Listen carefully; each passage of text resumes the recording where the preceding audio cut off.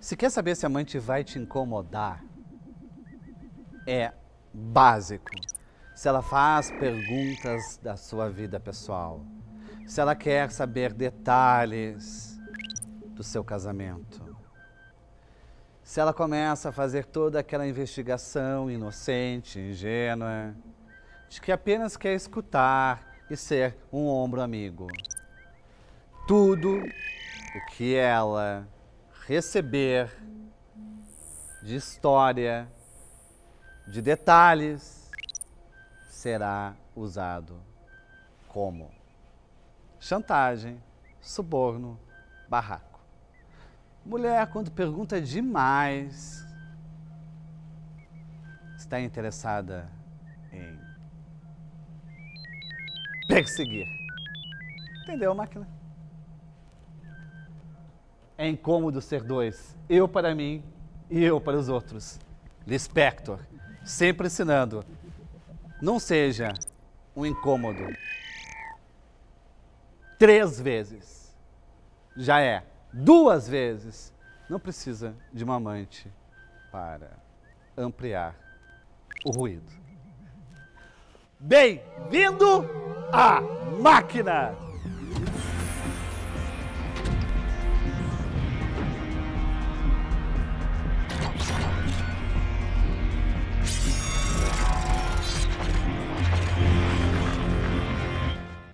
Quando minha mãe estendia as roupas, o quintal se transformava no meu teatro.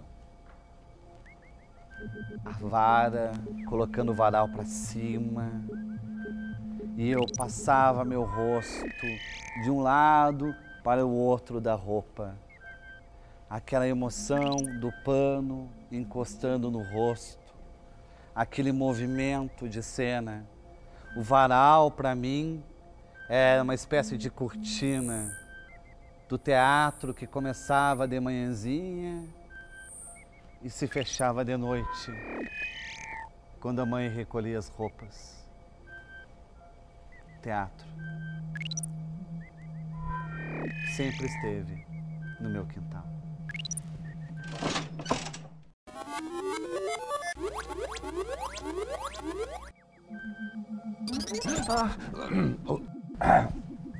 Thomas! Não sou eu. Não é você. Não. Ué, Eu não sei por que dizem que esse sujeito aqui é polêmico. eu também não. Não tem nada de polêmico. Eu acho que Ele é essencial. Só que a gente não está acostumado justamente em falar aquilo que vivemos. Estamos acostumados a esconder o que vivemos. A gente não sabe nem onde fica a Ucrânia. Graduado em filosofia, grande texto, grande palco, apaixonado por Samuel Beckett, trabalhou com o próprio, adaptou ficções do autor. Foi. Eu acho que foi um marco para a tua vida. E fazem 30 anos, porque isso foi em 1984. Tu não envelheceu. O livro do Orwell, né? É, sim. Tu não envelheceu, ele fez uma espécie de pacto, né? Não, eu pinto o cabelo, é diferente. Não, mas teu cabelo Você não raspa para e de eu crescer, né? Não para. Ele estabeleceu a companhia Ópera Seca, que tem em seu currículo dezenas de espetáculos. Estiver em cartaz por todo o mundo. Ele é o mais internacional de nossos diretores e autores. Ele está agora com uma peça em cartaz, Entre Dentes, que eu recomendo, é absolutamente atordoante. Ninguém vai ficar entediado. Não tem como ficar entediado com o sofrimento. Atordoante, quer dizer, ator doente.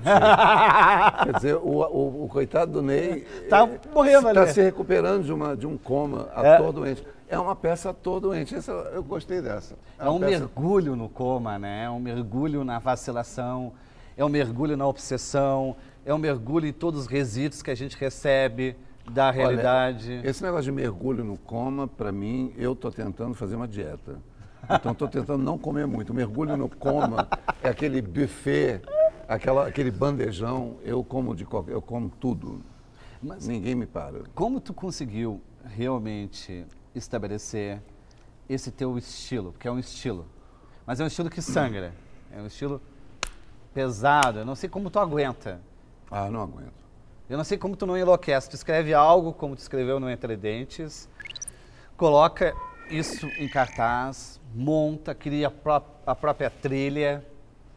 Eu não sei como tu aguenta, entendeu? Luz, cenário. E ainda que te querem convencional, que te querem normal, te querem pacato.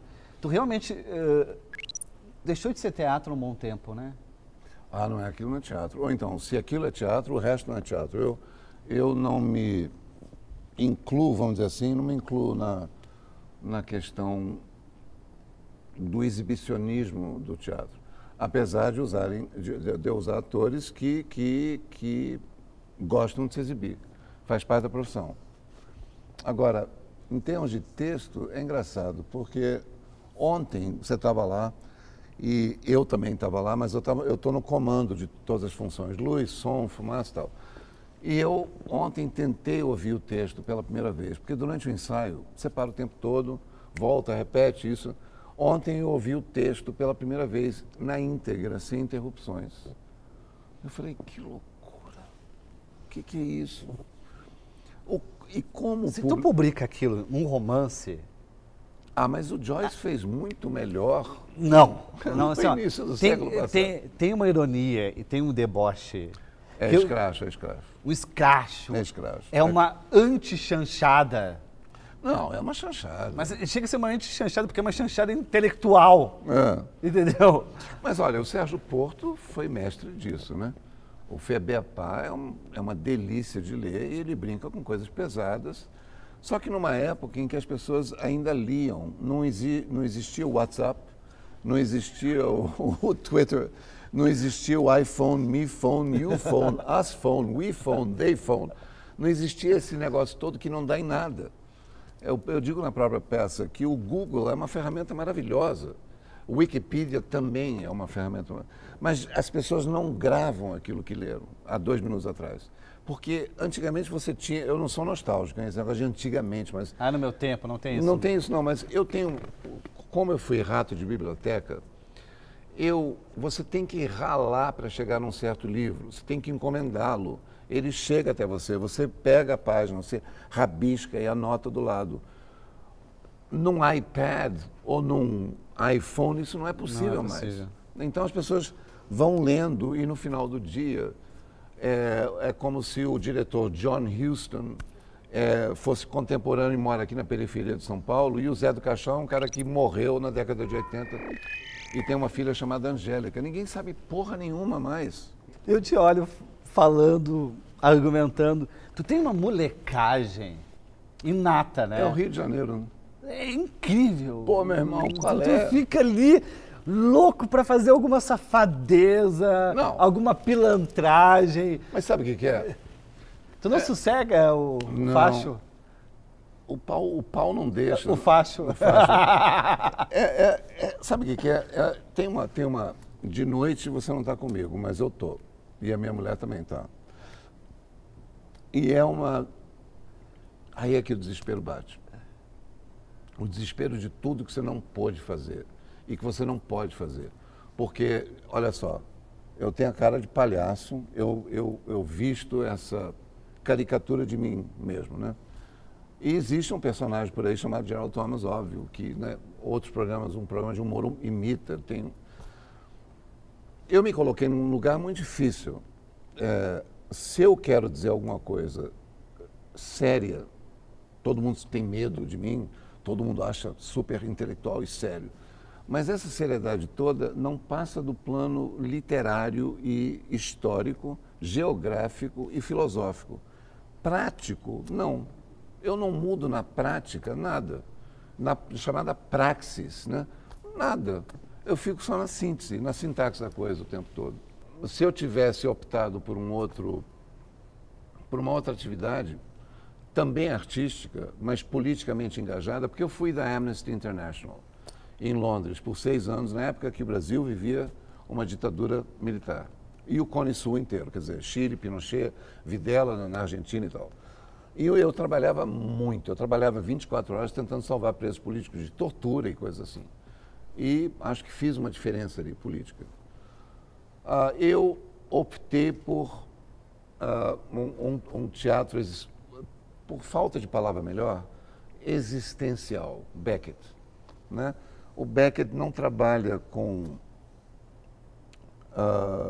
nada a não ser a irrelevância do uivo, do berço até o túmulo, vamos dizer assim. E se você pensar demais na vida, Sim. Você não faz porra, você fica sentado falando, uai, o único pacto que nós temos é com a morte. É a única coisa que a gente tem. Seguramente é a única coisa que a gente sabe que vai acontecer. O dia pode ser uma incógnita, mas a morte não é. O que é a máquina? Deixa ele falar. O que só eu vejo, você vê. Ela puxou de ti isso.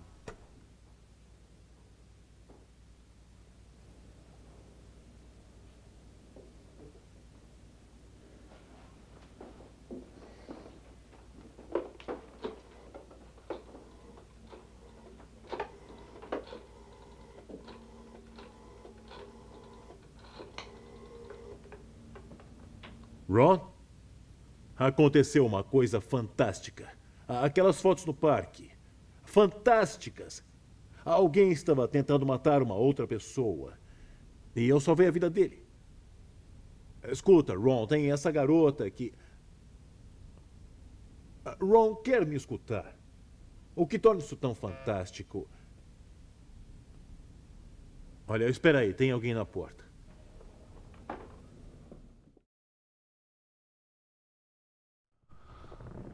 Antonioni é um dos grandes gênios. Quer dizer, sabe, essa coisa artista, o artista tem que estar... Eu tenho uma classificação muito severa para o que serve o artista. E arte vem de artifício, né? Então, o que faz um artista ser aquilo? Ele tem que estar a milhas na frente da classe média, né? Vamos dizer assim. Ele tem que botar um pé na merda e outro na lama e sentir coisas que o público, que a classe média, não estão preparados para sentir. Então, existem muito poucos dessas pessoas... Aquele que vai na frente. Que vai na frente, que cria obstáculos para ele próprio ou ela própria e que não tem medo do escuro. Mesmo que deixa seu corpo... morto como um obstáculo para quem vem. Sem dúvida, acontece muito. Rambo é um bom exemplo. Rambo é um bom exemplo de quem morreu dentro da estação do inferno que ele mesmo criou para ele próprio. Ou da relação dele com Verlaine, ou a Argélia, tráfico de armas e tal. Ele tornou a vida impossível. Ele tornou a linguagem impossível. Sim, mas agora, tem outros, tem Flaubert, tem Baudelaire, tem... Mas isso é algo que eu temo contigo. Que tu torna a linguagem impossível. Possível. Impossível. Impossível. Porque tu tá numa espécie de transe, de desespero, de agressividade. Não, realmente. Para um país, eu acho que existe também uma falta de memória muito grande. Porque o Brasil é um dos 4 países do mundo que fizeram a Revolução Modernista. Então, esse é um país que tem coragem. Ao contrário de, vamos dizer, eu adoro a Argentina mesmo, mas a Argentina não tem essa coragem.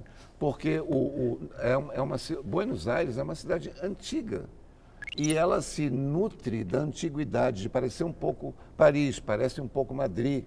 E eles gostam dos salões de chá. Tu não ia suportar ser argentina? Tu acha que ser argentina é um museu? Eu adoraria pela coragem do Júlio Cortázar, mas não pelo retrogradismo de Jorge Luiz Borges e Bioy Casares, por exemplo. É engraçado, porque Blow Up, que a gente acabou de ver, é inspirado num conto do Cortázar. Do Cortázar. Está vendo? As coisas foram convergindo. Tudo no fim, talvez Antonioni tenha nascido em Córdoba, Argentina. O Cortázar, ele tinha essa imaginação ensandecida, né? Essa imaginação como uma louca, com navalha na mão, sabe? Mas ele falou para mim uma coisa muito interessante. Tu se encontrou com o próprio... Eu trabalhava com ele no Tribunal Russell. Ele dizia para mim assim, eu aprendi a ser um escritor, não, eu li, claro que ele falou, ele lia muito Joyce, relia Finnegan's Wake o tempo todo, mas ele falou, foi num bar em Santa Teresa, no Rio de Janeiro. Eu falei, mas por quê?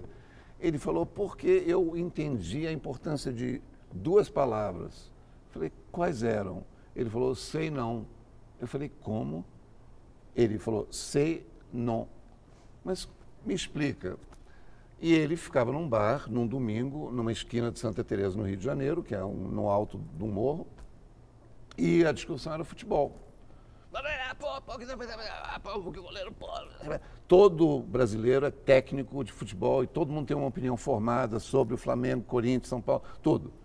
E no final da discussão, quando estava começando a ficar legal, entrava um sujeito e falava, sei não. E ele entendeu a importância de duas palavras tão curtas que podem mudar o ritmo e a temática da coisa. Mas é verdade, se eu usar o sei não, que tu muda tudo de Sei novo, não. começa tudo de novo. Começa tudo de novo. Vamos puxar a alavanca aí, juntos. Cativeiro. Nossa. Tem um pedido da máquina. Vamos ver o que a máquina quer com cativeiro. Vai ser. Se tu tivesse que ir para um cativeiro e pudesse escolher 3 divas, quem tu levaria? Quando você tem a opção de 3, você não leva ninguém. É verdade. Mas tudo bem. Vamos cumprir o que é a máquina. A máquina não tem essa malandragem. Fernanda Montenegro. Fernanda Montenegro. E Fernanda Montenegro. 3 Fernandas Montenegro, tu acha que uma já não resolvia? Ela se multiplica. Como é teu nome? Como é que se diz Ney no plural? Neis. Fernandas Montenegros. É só botar um S no fim. Tu trabalhou com diferentes divas. Com ela, né? Também. A Fernanda foi a maior. Olha...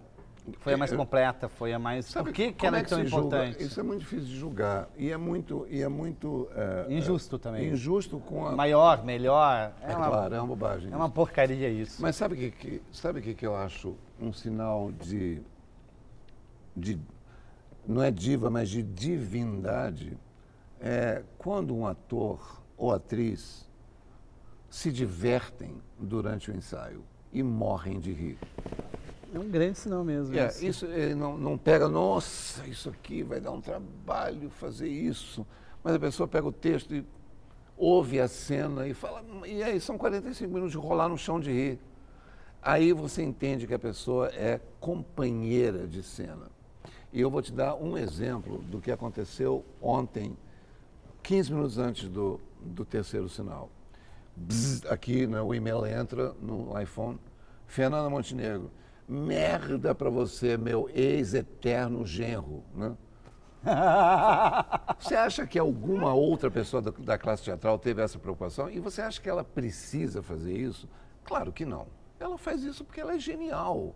É uma pessoa genial e dentro dessa genialidade existe uma cordialidade, uma honestidade de quem não tem mais nada a perder, porque já perdeu tudo. Ela perdeu tudo. Todo o grupo dos 7, todos os atores e o marido, Fernando Torres, todos morreram. Então é uma pessoa que não tem mais nada a perder. E ela chegou na posição mais alta que um ator pode chegar no Brasil. A Fernandona tem um dom que eu acho que poucos outros... Tem o Anthony Hopkins na Inglaterra, mais ou menos perto disso, e o Julian Beck, que eu dirigi na única vez que ele estava fora do Living Theatre, morrendo. Eu dirigi ele numa premiere de Beckett chamado Aquela Vez, That Time, na cidade dele, na minha cidade, Nova York, onde ele me escolheu para... Ele falou, olha, eu estou morrendo de câncer, eu vi pela cara dele que quimioterapia, eu já não tinha mais quase nada. E não conseguia, né, falar uma frase inteira, respirava curto. O que você pode fazer comigo? Eu falei, olha, a gente vai fazer uma coisa. Me dá 2 dias. Eu fui visitá-lo na casa dele, com a Judith, na West End Avenue, e eu falei, olha, o Beck tem um texto chamado Aquela Vez, onde você só fica parado numa luz e você ouve tuas 3 vozes do passado. Que incrível. Viajamos pelo mundo e ele morreu durante a turnê. Mas, Que incrível. mas fez isso. Mas o Julian tinha um dom por ter sido um beatnik junto com o Burroughs, o Kerouac, o Ginsberg e o Bob, essas pessoas. Ele tinha um dom profético, vamos dizer assim, de profecia, que eu me lembro um dia, porque eu pegava ele para o ensaio, eu pegava de carro na rua 98 com Western Avenue e eu morava em Brooklyn. E o ensaio era na rua 4, no La Mama. E ele falava muito baixo, eu tinha que fazer muito esforço para ouvi-lo. E eu me lembro de um dia, eu pisei no freio e estacionei e caí aos prantos. E ele fez ele num trajeto de 6, 8 quadras, ele fez um discurso absolutamente comovente sobre o processo de morrer, de apodrecer aos poucos. Nossa. E eu não tinha aparelho para gravar aquilo, porque aquilo teria sido uma peça muito mais interessante. Ele falando dele mesmo, só ouvindo, não precisa fazer nada aquela noite, não precisa falar. Quando o corpo, pouco a pouco, vai se despedindo. Ele sentia, hoje a minha perna direita não está mais. Hoje o lado esquerdo do meu sistema gastrointestinal não está mais. Tu escutar ele falando, a voz dele descrevendo o corpo, dizendo falhada. adeus aos pouquinhos, é muito louco. Se comoveu um pouco. Parecia tão indiferente, gelada. O favorito. Isso é uma brincadeira da máquina. Sabe que esses tópicos são uma bobagem? Sabia? Não tem. O que é o favorito? O que é o favorito? O quê? Ela vai soltar perguntas pra ti e tu vai ter que falar o que é favorito. Ela quer falar contigo. É uma bobagem, mas a gente precisa exercitar a bobagem. Se a gente não exercita a bobagem... O favorito é... Estamos... Mentira favorita. Mentira favorita. A tua mentira favorita. O Brasil é o país do futuro. Ótimo. O que mais, máquina? Lazer favorito. É sentar num chalezinho que eu tenho nos Alpes Suíços e ficar olhando as montanhas. E lendo Paulo Coelho. Eu adoro ele. Ele como pessoa. Citação favorita. The moans and groans from the cradle to the grave. Os uivos e murmúrios do berço até o túmulo. Beckett. Característica feminina favorita. Olha, é engraçado, porque se espera de mim alguma coisa sexual, como sempre. Mas é o papo. A gente nem falou de sexo aqui. Vamos fazer. É conversar. É incrível. A cabeça feminina. A cabeça feminina 10 vezes mais inteligente do que a do homem. O homem é uma merda. O homem é um horror. Mas a mulher é do caralho. É gostoso conversar. Pela simultaneidade de pensamento dela? Existe uma sensibilidade que eu não sei explicar, você também não, ninguém sabe, nem ela sabe. Personagem dos quadrinhos. Super-Homem. É Nietzsche. Super-Homem Nietzsche, né? Satisfeita, máquina? Quer mandar mais alguma coisa? Celebridade favorita? Michael Jackson. Michael Jackson. Ele é tudo. Ele é tudo e mais um pouco. Ele era. O fim dele também foi tudo e mais um pouco, né? O fim dele é aquele fim dramático, né? Ao contrário. Não, mas dramático, um erro médico. Ele prestes devia ter morrido. A voltar com o espetáculo. Mas ele devia ter morrido através de um ano. Morrer aos poucos, morrer com dignidade. Morra sofrendo. Você foi do Jackson 5. Você virou Monster. Você virou Thriller. Agora vamos morrer. Não pode ser de uma overdose de Propofol. Pelo amor de Deus. Escolha melhor a sua morte. Ele não teve morte de celebridade? Não teve. Tu pensa a tua morte como? Feita por mim, né? Eu acho que o destino está nas minhas mãos. Eu moro num prédio muito alto em Nova York e eu sei que eu caio no cimento, lá é concreto embaixo. Não tem erro. Não tem erro. Então, tu já definiu que a tua morte vai ser um suicídio? Será. Em Nova York? De onde eu sou e onde eu moro.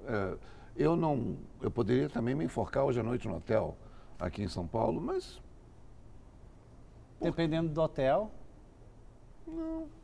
Tu não consegue rir disso. A morte pra ti Não, eu não consigo rir da morte. É incrível, mas eu não consigo, não. é o único momento que tu realmente fica grave. Porque a gente é criado com a ideia de que vai acontecer, né? E são dados exemplos inúmeros para a gente durante a vida de que isso vai acontecer, mas eu não me acostumei até hoje. E eu estou com 59 anos. Dói. O que é a máquina terminando? Opa! Teu recado final, a máquina vai se desligar. Assistam. Qual é a câmera que está em mim? Assistam Entre Dentes, que vocês vão, pelo menos, rir tanto da vida quanto da morte, né? Assim, ó, Entre Dentes.